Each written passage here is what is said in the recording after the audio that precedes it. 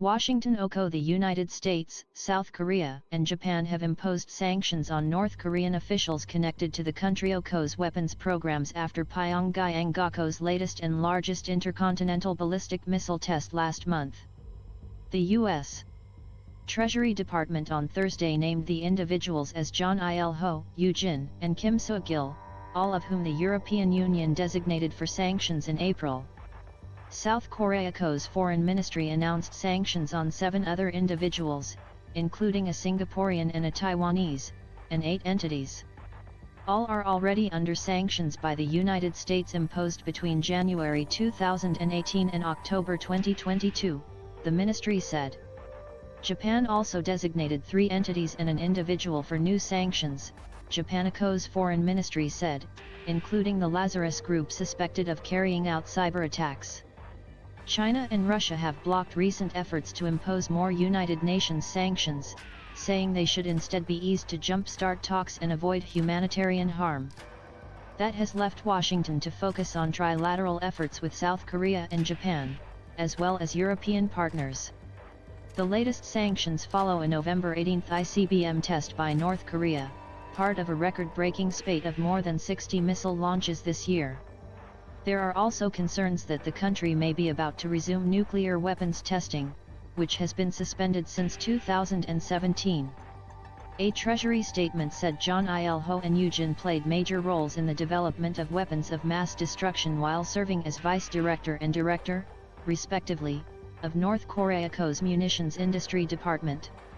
It said Kim Seok-il served as director of the Korean PPEO's Army General Political Bureau from 2018 to 2021 and oversaw implementation of decisions related to the weapons of mass destruction program. Treasury is taking action in close trilateral coordination with the Republic of Korea and Japan against officials who have had leading roles in the DPRK's unlawful WMD and ballistic missile programs. Treasury Undersecretary for Terrorism and Financial Intelligence Brian Nelson said in the statement, using the initials of North Korea's official name. Recent launches demonstrate the need for all countries to fully implement UN Security Council resolutions, which are intended to prevent the DPRK from acquiring the technologies, materials, and revenue Pyongyang needs to develop its prohibited WMD and ballistic missile capabilities. The sanctions freeze any U.S.-based assets of the individuals and bar dealings with them, but appear largely symbolic. South Korea's foreign ministry said the latest move was part of its efforts to sternly respond to North Korea's growing nuclear and missile threats. Decades of U.S.-led sanctions have failed to halt North Korea's increasingly sophisticated missile and nuclear weapon programs.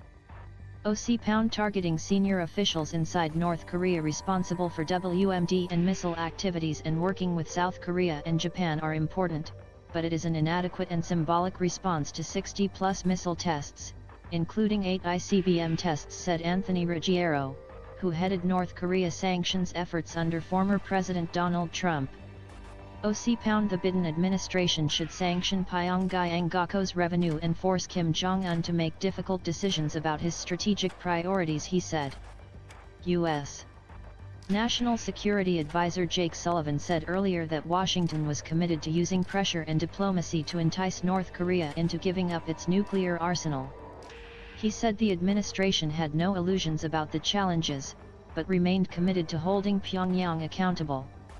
A spokesperson at the White House National Security Council said sanctions had been successful in slowing down the development of the weapons programs and that Pyongyang had turned to increasingly desperate ways to generate revenue like virtual currency heists and other cyber crime to fund its weapons programs. The DPRK's decision to continue ignoring our outreach is not in their best interest, or in the interest of the people of the DPRK.